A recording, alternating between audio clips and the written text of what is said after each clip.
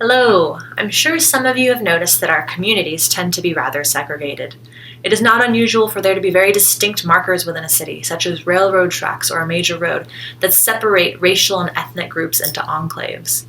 We've also heard terms such as white flight that describe past and contemporary patterns of white residents exiting a neighborhood to leave the cities for the primarily white suburbs. There might be there might also be cultural and linguistic reasons. There might also be cultural and linguistic reasons that neighborhoods would form. People might actively seek other folks of their own cultural group. White flight and the desire to form ethnic communities are two very different motivations for segregation. So we need to look at this a little more deeply. Let's start with some survey data. A 2008 survey from the Pew Research Center shows that most Americans of every demographic prefer to live in communities that are diverse in a variety of measures, politically, racially, economically, and religiously. A full 6 in 10 would rather be in a place of diversity, compared to about a quarter of responders who would rather live in a neighborhood comprised of people like them. That is a lot of people who actively prefer diversity, and a relatively small number who prefer neighborhoods that are more homogenous. Because people tend to focus on racial diversity, let's look a little more closely at these numbers. When it came to race, 65% of Americans wanted to live in a diverse community, and 20% wanted to live in a community of folks like them.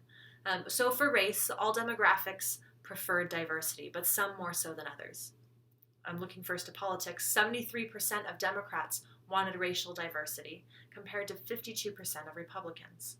Younger Americans tended to prefer diversity, with 76% of those between the ages of 18 to 29 preferring diversity, 68% of those in the 30 to 29 age group wanted diversity, 63% of 50 to 64-year-olds, and 47% of those 65 and older preferred to live in a diverse neighborhood.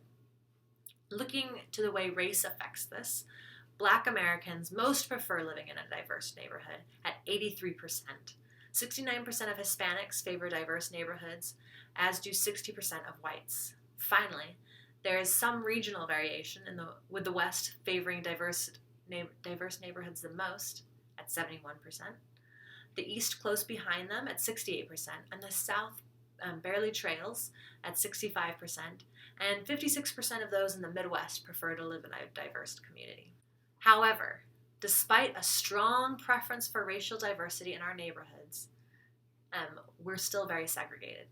According to the 2000 census, despite Blacks comprising just 12% of the population, about half of Blacks live in Black majority neighborhoods, and Blacks, if you remember, had the highest preference for diversity among any ethnic group. Latinos are also about 12% of the population, and 43% of them live in Latino majority neighborhoods. Looking at this historically, this is actually a decrease in segregation for Black Americans since 1960, but it's an increase for Latinos. We see the same sort of disparity in preference and reality, not just in race, but for the other measures too. Economic, religious, and political demographics do not match our stated preferences for diversity. And on nearly every measure, the homogeneity of our neighborhoods are actually getting worse and worse through time. So are segregated neighborhoods a result of a conscious decision, or do they just happen without much thought? I want you to try this online tool to find out what causes segregation, even in societies that prefer diversity, and also maybe come to the conclusion of what we can do to integrate neighborhoods. Welcome to the Parable of the Polygons.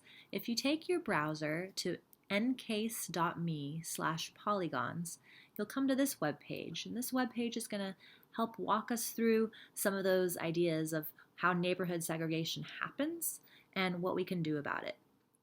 So the polygons here we have some yellow polygons, some yellow triangles, and some blue squares.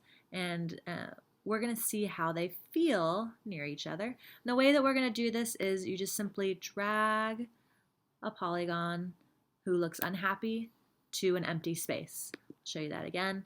You just move over an upset polygon. You can tell it's crying, it's wagging, waving back and forth. You pull it across to an empty space, and there, much better. So this is how it works, assuming certain things about human nature. Over here, we see an upset polygon, right? It's wagging back and forth, wobbling. That's because it's of all of its neighbors, only less than 1/3 of them are like this one. So it doesn't like where it is. It's happy to be in a diverse place, but it wants to be around more of its own kind. So over here, this is how we see they can all live together in happiness. They're in a diverse place. You can tell by their smiling faces that they are pretty pleased. If you come over here, this is called the meh condition. They're not really excited about where they live. It's kind of blah, but they're not upset because it's not like they're the only one of their kind.